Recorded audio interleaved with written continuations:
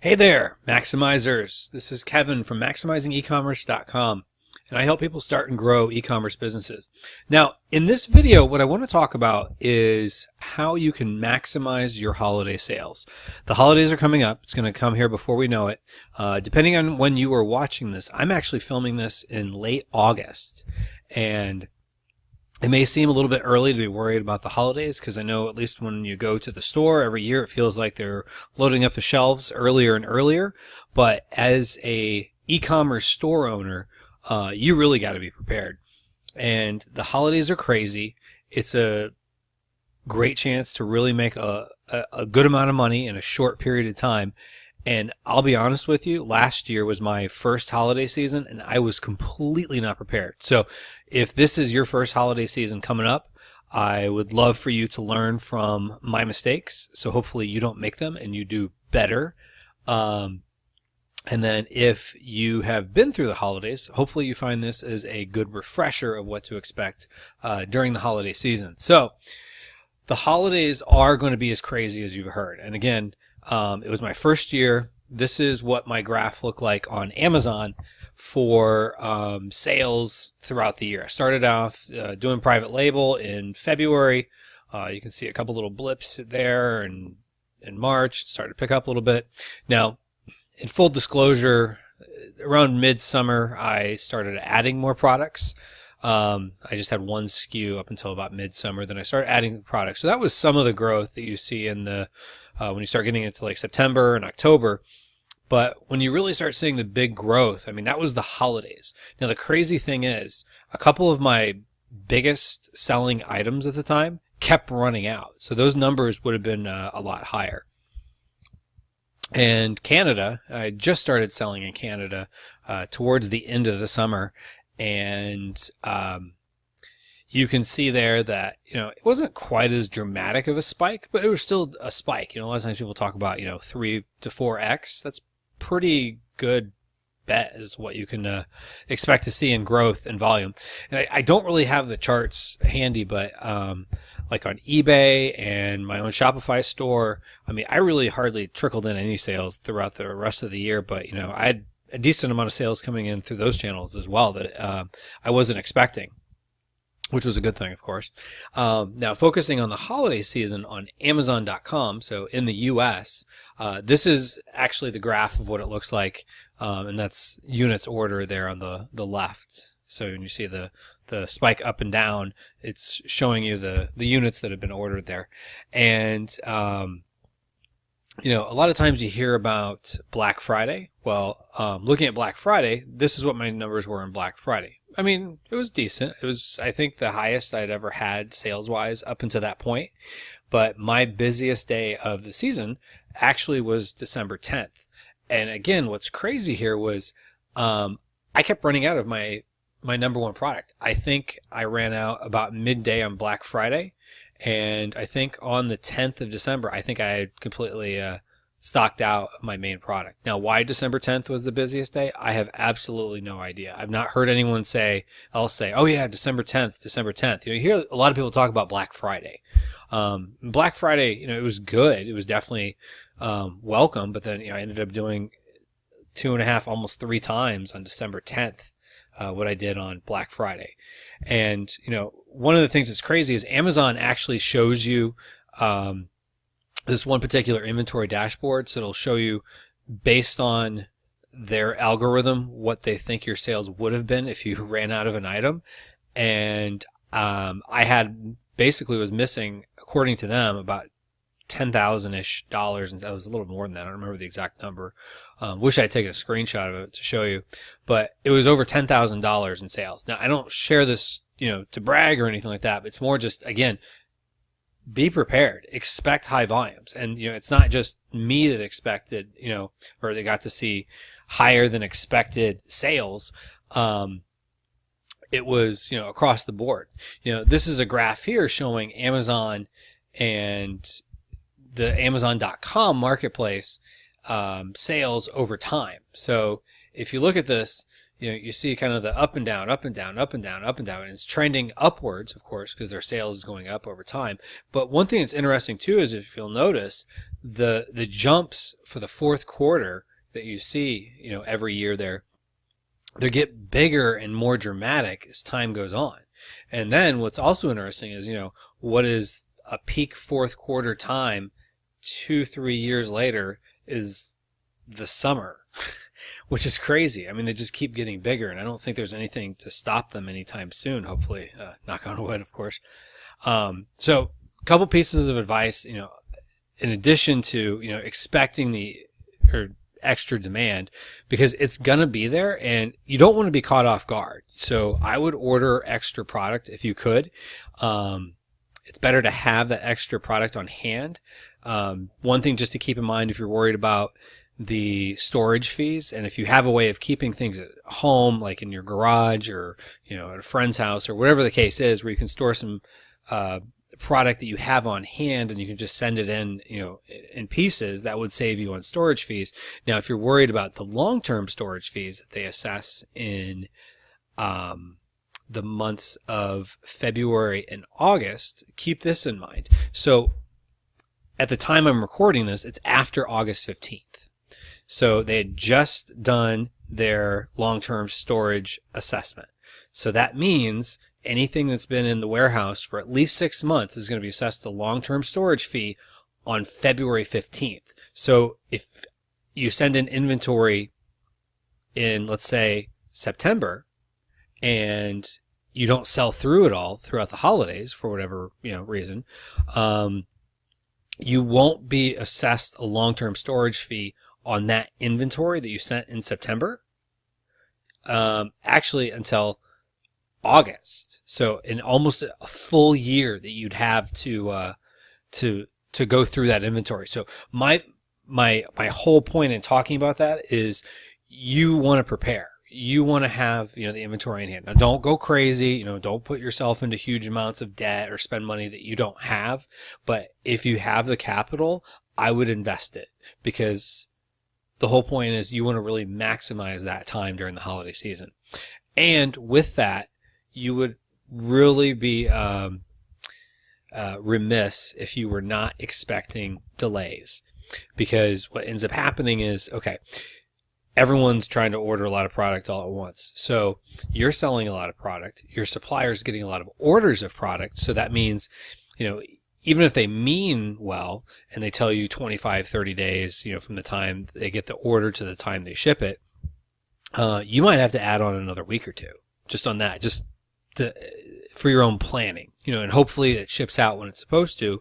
But if it doesn't, then you at least have a little bit of a leeway there. Also, expect delays just getting stuff out of China. So there's going to be delays of, a lot of people are going to be pushing things through. There's only so much space on cargo ships, and there's only so much space on flights, and there's only so many flights and so many cargo itineraries that are, leaving China at any particular time. So when that supply and demand goes up, the price starts going up. So sometimes what happens too is you might get a certain price from, a freight forwarder. Let's say your supplier is a freight forwarder that they're going through, and they may charge you a particular price, but that price might be based on kind of on call, so to speak. So sometimes your inventory gets pushed off to the side and ends up taking a few extra days for it to leave the country. Like for example, if you're buying from China. So, or even if you're buying from the U.S., I mean, there's still going to be delays in getting things out relative to what it would be in like June, for example, when it's a little bit slower. Also, once you ship your products into Amazon, or, even if you're not doing it on Amazon, let's say you're selling off Amazon, you have a third party logistics company, chances are that third party logistics company is going to be just like Amazon, where they're just taking so much inventory in. Like Amazon ends up just bursting at the seams with all the inventory everyone's trying to send them.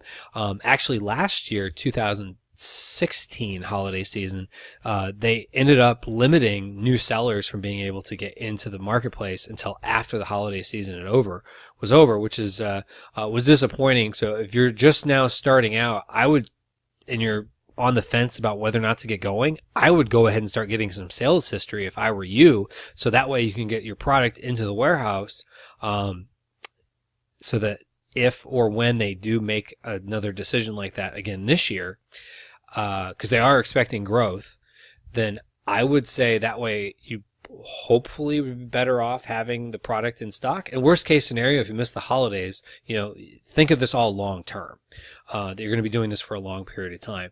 But assuming that you're able to get into the warehouse and your products, have history with Amazon, you have history with Amazon, expect delays because there's so much stuff coming into their warehouse and they hire lots of people, but still at a certain point it becomes kind of a choke point getting people or getting product into that warehouse and checked in and ready to be sold. And remember, they want to sell your product. I mean, that's not like that they, want to screw anyone over and not have your product ready to sell. But point being, expect some delays there. Also, a couple other tips is with more sales, you're going to end up with more customer service. You're going to have more issues. I remember getting a lot more email messages, people with, I was expecting it to have arrived by now and it hasn't because, there's, back to expecting delays. I mean, there's also going to be delays with, products shipping from the warehouse to the end consumer's door. Sometimes there's just mistakes happen. So funny story was last year I had this one particular product that we box at the house. So I got the product from one supplier and the box from another supplier. And my son, who at the time was about 1.5 years old, he loves to help and he's a good helper.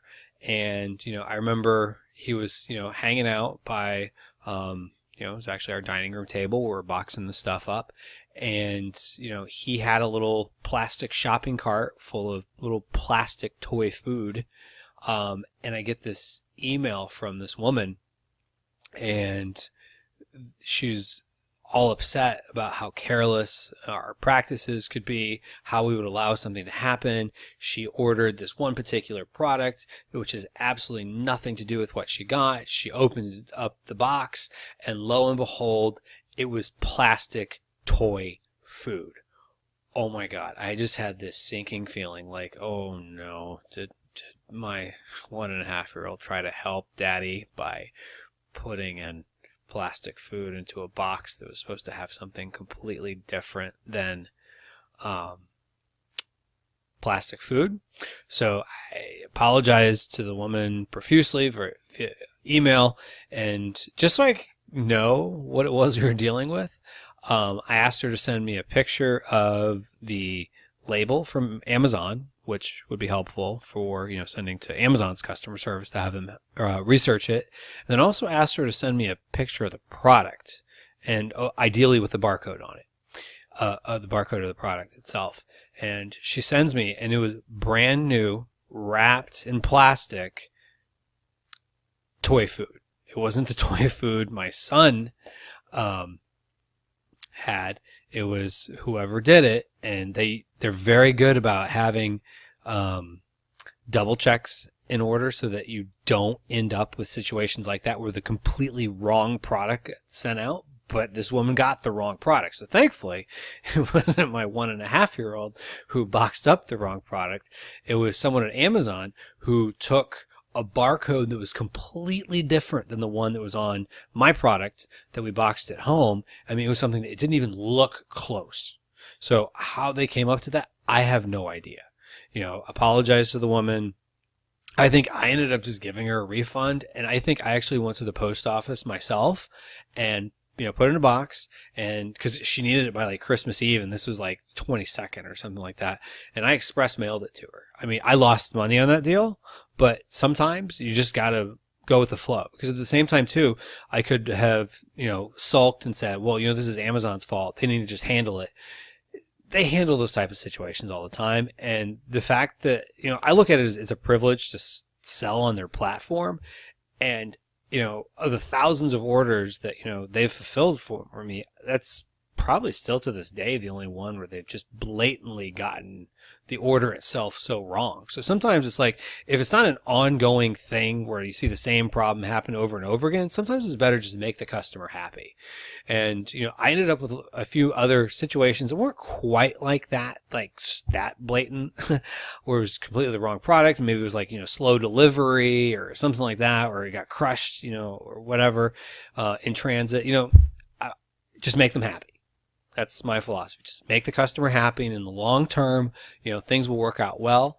And, I ended up getting some good reviews on products, because of that, as well as some good seller feedback, that, people did appreciate in a lot of cases, going that extra mile. So, expect some more customer service, because of that, more sales, because a certain percentage of each sale that you make, or of your total sales, I should say, a certain percentage are going to have some issues, and you're going to have more people that are buying from you. And even if the percent of issues goes from like 1% to 1.5%, when you're selling 3 to 4 times, it feels like a whole lot more customer service stuff. But, just go with the flow on that one would be my recommendation. But then also expect more returns. And my percentage returns didn't go up all that much. I mean, should have taken a screenshot of it, but off the top of my head, I want to say it was like 2%. So, I mean, it wasn't huge. But again, when you're selling, for some of my products, I was selling 5-6 times, during that month from, Thanksgiving to Christmas that I was the rest, of the year, on an average month. So it was one of those situations where, the same percentage, but of a bigger number yields you a bigger number, a bigger number of sales, same percentage equals a bigger number of returns. So it was crazy seeing in my email inbox, the constant Amazon has shipped the item you sold. Amazon.com has shipped the item you sold. And you just see boom, boom, boom, boom, boom, boom, boom, boom. Then, if you've sold on Amazon, you know exactly what I'm talking about. You see that kind of sinking feeling, especially when you're new and you see like the refund, like, oh no, refund initiated, blah, blah, blah, blah, blah. And you get a lot more of those, but it's because you have so many more sales. And depending on your product and the category you're in, you might just by default, people might return more, but, it's, I think, a little harder to return by e-commerce. So people, I think, are less likely to return than they would at the store. That's totally anecdotal. I don't know if that's actually true, but that is something to keep in mind, is that you are going to have higher returns. But all in all, with the challenges that hopefully you've gotten to learn from my mistakes and my lessons from last year's holiday season, enjoy the high. Because at the end of the day, like, there's just something crazy of, like, if you've been selling on Amazon for any length of time and you got the seller app, we all know what that feeling's like, of your thumb starts getting sore because you keep flicking at the app to make it refresh. And it's like, almost like, every time I was doing that, it was like more sales, more sales, more sales. Whereas, like, throughout the rest of the year, check 10 minutes later, well, probably not much has really happened. Check 10 minutes later, probably not much has happened. But like during the holidays, it felt like, oh, there's more. Oh, there's more, which is a nice feeling. So enjoy that high, because it does come back down after the holidays. But good news is it will be back next year. So hopefully you found this video helpful. And if you did, I would ask that you click the little thumbs up icon down below, as well as subscribe to the channel, and you can click the little notification icons. That way you can be notified when we put out new videos. And then I'd love to hear, what questions do you have about the holiday season? And also, if you have experience selling in the holiday season, I'd love to hear your experiences in the comments down below. So if you are looking to start an e-commerce business and you have not gotten started yet, well, good news is now is a great time. In fact, we've got a free e-commerce course, which if you go to www.maximizingecommerce.com/course, you can sign up for our free mini course. We'll drip it to you in email and learn a little bit more about what I've learned along the way. So thank you for making it all the way through to the end of this video, and I wish you a great upcoming holiday season and a great day. Thanks. Take care.